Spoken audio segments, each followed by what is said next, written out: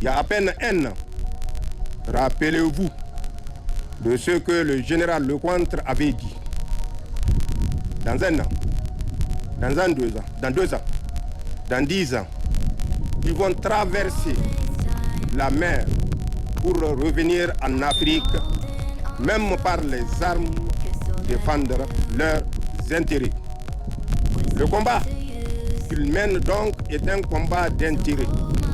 Le combat que nous menons en tant que dignes fils du Niger, en tant que dignes fils du Sahel, en tant que dignes fils de la Confédération, est un combat plutôt de dignité, de souveraineté et d'honneur. Et sur ce, je n'ai aucun doute sur la victoire qu'offre ce type de combat sur un combat basé sur la cupidité. Il faut utiliser les mots tels qu'ils sont, il faut pointer les intentions telles qu'elles sont. Les intentions de ces puissances impérialistes ne sont autres que des intentions de déstabilisation pour s'accaparer de tout ce qui nous revient de droit et d'héritage. Face à ce type d'agissement, face à ce type de vision étriquée, les FDS, remparts, piliers de la nation, n'ont pas fléchi et ne fléchiront pas, Inch'Allah. Les sacrifices en tant que FDS, forces de défense et de sécurité, vous les avez consentis. Et vous les avez consentis avec fierté, avec dévouement, avec détermination, parce que la cause que nous défendons, nous n'avons pas d'autre choix que de nous sacrifier si nécessaire pour que nos enfants à naître ou qui sont là déjà avec nous puissent, à l'instar des enfants de ces puissances, qui sont là à jouir de la prospérité, de l'équilibre que le pillage systématique de nos ressources leur offre, pour que nos enfants, eux aussi, comprennent qu'ils peuvent avoir des perspectives meilleures et qu'ils doivent avoir des perspectives meilleures. Et cela, et ceci, est de notre responsabilité morale. Nous ne devons pas fléchir, nous ne devons pas hésiter et nous n'hésiterons pas, Inch'Allah. Le Niger sait compter sur l'ensemble de ses forces de défense et de sécurité. Le Niger saura compter sur l'ensemble de ses forces de défense et de sécurité, Inch'Allah. Et c'est pourquoi, une fois de plus, recevez la gratitude de l'ensemble du peuple nigérien. Nous sommes conscients également des sacrifices que les épouses des forces de défense et de sécurité au premier plan, et l'ensemble des peuples du Sahel et du Niger en particulier, consentent pour vous permettre de garder le moral haut et faire face à toutes sortes d'adversités. L'État a un devoir moral. L'État a un devoir obligatoire de vous soutenir, puisque le combat que vous menez, c'est au profit de l'ensemble de nos populations, c'est au profit de la nation nigérienne, c'est au profit de l'espace confédéral, c'est au profit du Sahel dans sa globalité. L'État recrutera, l'État équipera, que ce soit la composante terrestre ou la composante aérienne, de telle sorte que quelque ennemi que ce soit ne puisse résister à vos assauts. Quelque ennemi que ce soit, quelque sponsor que ce soit, ne puisse avoir l'idée de penser qu'il viendra à bout un jour de notre résistance. Ceci n'arrivera pas, Inch'Allah, puisque notre détermination est permanente et sera éternelle pour notre pays, Inch'Allah. Forces de défense et de sécurité, l'ennemi que vous combattez a utilisé de la perfidie en 1860, 70, 80, 90 jusqu'en 1900 pour tenter de nous soumettre. Il n'est pas parvenu à nous soumettre malgré ce qu'il pense pouvoir être une soumission. Il ne parviendra pas à nous soumettre, Inch'Allah. Nos ancêtres nos vaillants ancêtres, que leur âme repose en paix, Allah leur accorde sa rahma, ont lutté jusqu'au sacrifice suprême pour défendre notre espace pur et pur de toute souillure. Ces ancêtres, je citerai quelques-uns à titre d'exemple. Vous prenez à l'entrée côté ouest Alpha Oumarou Karma. Vous prenez le chef Mahamadou Atiu. Vous prenez Alpha Seib. Vous prenez Saraounia Mangou. Vous prenez Masalati dans le Gobir Katsina. Vous prenez Mahamadou Dan Ibrahim à Kwani. Vous prenez Kausen dans le Abdi.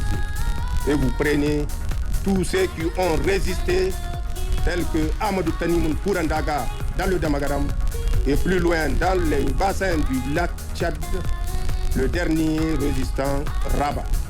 On nous a fait croire que Rabat n'est qu'un simple esclavagiste, un simple brigand. Ça, c'est la version des puissances colonisatrices, des puissances prédatrices. Rabat est un digne fils de l'Afrique.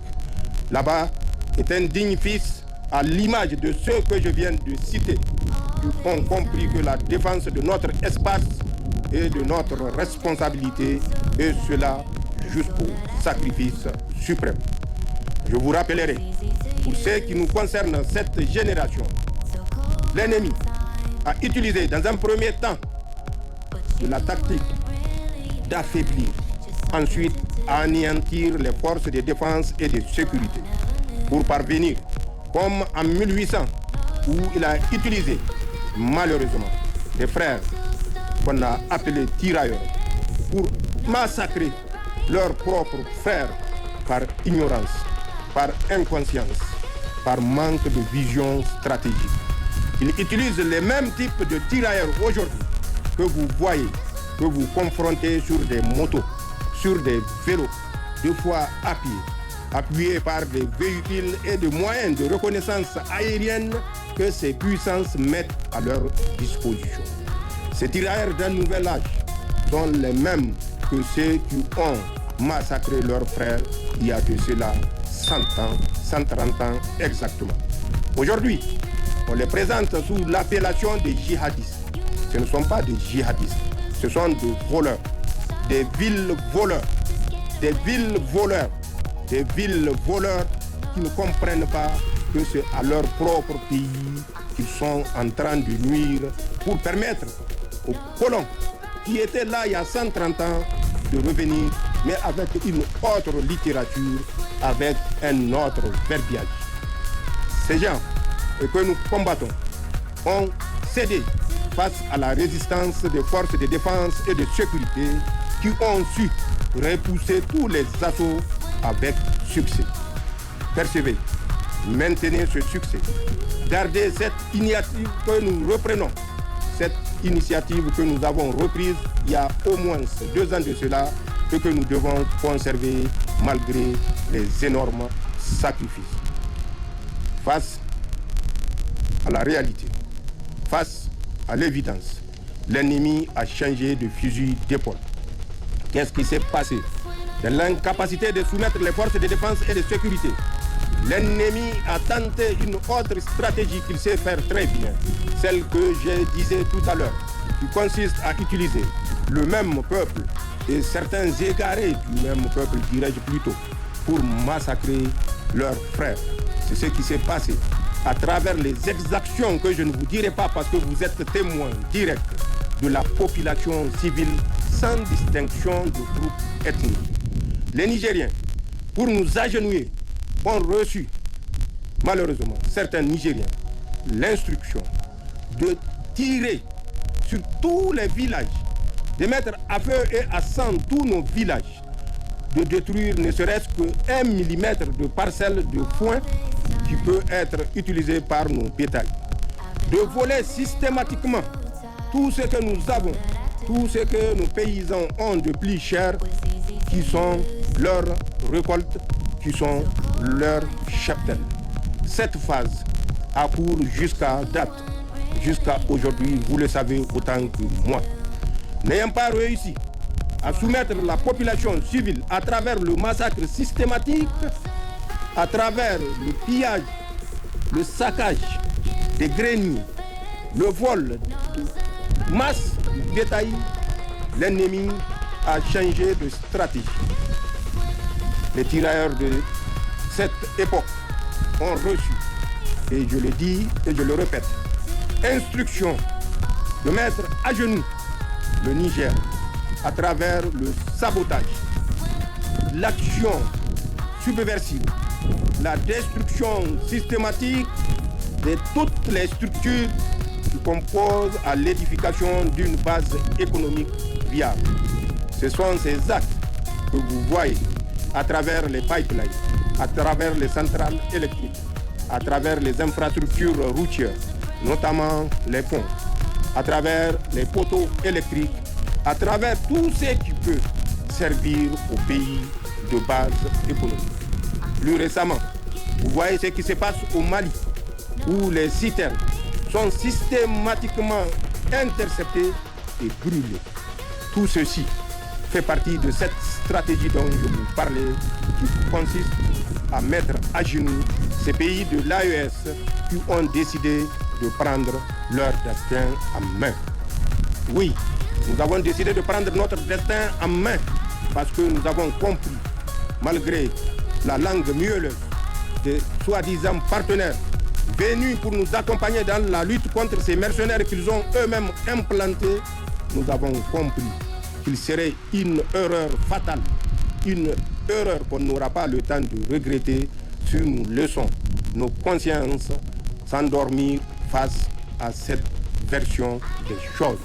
Nous avons décidé depuis le 26 juillet 2023 de prendre notre responsabilité et la plus grande responsabilité d'assurer par nos moyens propres, grâce à la détermination de nos forces de défense et de sécurité, grâce au soutien des épouses des forces de défense et de sécurité, grâce au soutien du peuple nigérien, nous avons décidé de prendre la destinée de notre pays, de prendre la défense de notre pays.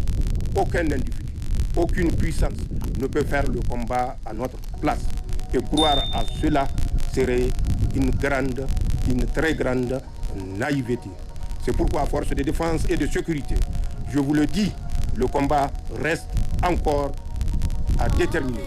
Je vous le dis, le combat reste encore à conduire de façon ferme, sans esprit de recul. Nous n'avons pas d'autre choix que de nous assumer.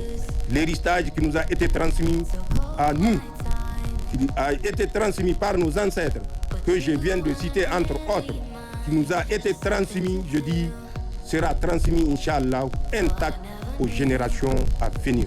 Pour cela, nous devons comprendre que tout repose sur les forces de défense et de sécurité pour assurer la survie et la transmission de cet héritage.